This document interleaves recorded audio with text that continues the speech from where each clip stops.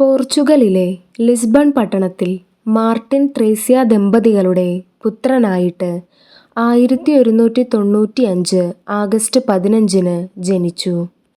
കുലീന കുടുംബത്തിലെ അംഗമായ അന്തോണിയുടെ പിതാവ് കൊട്ടാരത്തിലെ ഉദ്യോഗസ്ഥനായിരുന്നു. ഫെർണാണ്ടോ എന്ന പേരിലാണ് അന്തോണി അറിയപ്പെട്ടിരുന്നത്. അമ്മ നന്നേ ചെറുപ്പത്തിൽ തന്നെ പരിശുദ്ധാത്മാവിന് അന്തോണിയെ സമർപ്പിച്ചിരുന്നു.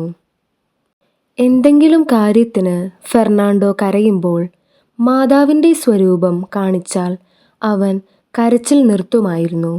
വിശ്വാസത്തിൻ്റെ ബാലപാഠങ്ങൾ ആ ബാലൻ വേഗം സ്വന്തമാക്കി. സ്കൂളിൽ വച്ച് ചരിത്രവും ശാസ്ത്രവും കൂടാതെ മതവിഷയങ്ങളിലും ഫെർണാണ്ടോ പഠിച്ചു. ബുദ്ധിശാലിയായ അവന് നല്ല ഓർമ്മശക്തിയും ഉണ്ടായിരുന്നു. അൾത്താര ബാലകനായി ശുശ്രൂഷ ചെയ്തതിൽ വിശ്വാസത്തിൽ കൂടുതലായി ആഴപ്പെടാൻ ഫെർണാണ്ടോയ്ക്ക് സാധിച്ചു. ദൈവവിളിയുടെ ഭാഗമായി ഫെർണാണ്ടോ അഗസ്റ്റീനസ് സന്യാസ സഭയിൽ ചേരാൻ ആഗ്രഹിച്ചു. 1210 സെന്റ് വിൻസെന്റ് ആശ്രമത്തിൽ ചേർന്നു. പിന്നീട് പോർച്ചുഗലിലെ കോയിംബ്ര എന്ന സ്ഥലത്തേക്ക് മാറ്റം കിട്ടി. രക്തസാക്ഷിയാകാൻ ആഗ്രഹിച്ചുകൊണ്ട് ഫെർണാണ്ടോ ഫ്രാൻസിക്കൻ സന്യാസ സഭയിൽ ചേർന്നു. പട്ടം സ്വീകരിച്ച് അല്പകാലം കഴിഞ്ഞപ്പോൾ കോയിംബ്രായിൽ 5 ഫ്രാൻസിസ്കൻ സന്യാസിമാരുടെ രക്തസാക്ഷിത്വം ഇദ്ദേഹത്തിൻ്റെ ഹൃദയത്തെ വല്ലാതെ മഥിച്ചു. രക്തസാക്ഷിയാകണമെന്ന ആഗ്രഹത്തോടുകൂടി ഇദ്ദേഹം 1220 ഫ്രാൻസിസ്കൻ സമൂഹത്തിൽ ചേർന്നു. എങ്കിലും വേദശാസ്ത്ര പണ്ഡിതൻ എന്ന നിലയിൽ ബൊളോഞ്ഞ, മോണ്ട് വെല്ലിയർ, പാദുവ എന്നീ വിദ്യാപീഠങ്ങളിൽ ഇദ്ദേഹം സേവനം അനുഷ്ഠിക്കുകയുണ്ടായത്. ആ നിലയിൽ ഇറ്റലിയിൽ ഇദ്ദേഹം പ്രസിദ്ധനായിത്തീർന്നു.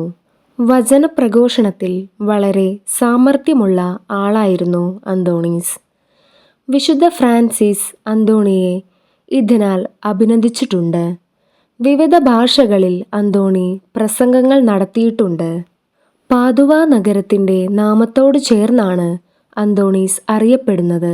1230 കാലത്താണ് അന്തോണി പാദുവായിലെത്തുന്നത്. പാവങ്ങളുടെ പടയാളി എന്നാണ് അദ്ദേഹം അവിടെ അറിയപ്പെടുന്നത്.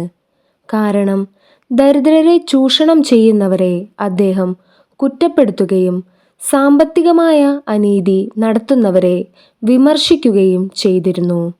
മാത്രവുമല്ല, ഒത്തിരി അത്ഭുതങ്ങൾ അവിടെ പ്രവർത്തിക്കുകയും ചെയ്തു. ഫ്രാൻസിസ്കൻ സമൂഹത്തിൻ്റെ മേധാവിയായിരുന്ന എലിയാസ് അക്കാലത്ത് ആവിഷ്കരിച്ച വ്രതകാഠിന്യം കുറയ്ക്കുന്ന പരിഷ്കാരങ്ങൾക്കെതിരെ ശക്തമായി ഇദ്ദേഹം നിലകൊണ്ടു.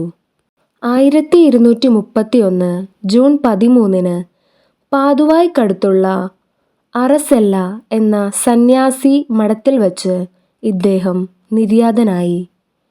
അതിനെ തുടർന്ന് പാദുവായിലെ വിശുദ്ധ അന്തോണിയോസ് എന്നദ്ദേഹം അറിയപ്പെട്ടു. അടുത്ത വർഷം ഗ്രിഗറി 9 മാർപ്പാപ്പ ഇദ്ദേഹത്തെ പുണ്യവാളനായി അംഗീകരിച്ചു.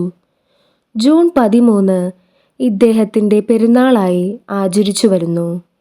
ഇദ്ദേഹത്തിൻ്റെ പ്രഭാഷണങ്ങളിലെ ആത്മീയ മൂല്യങ്ങൾ പരിഗണിച്ച് 1946 ജാനുവരി 16 പോപ്പിയൂസ് 7 ഡോക്ടർ ഓഫ് ദി ചർച്ചായി പ്രഖ്യാപിക്കുകയും തിരുസഭാ പണ്ഡിതൻ എന്ന് വിശേഷിപ്പിക്കുകയും ചെയ്തു.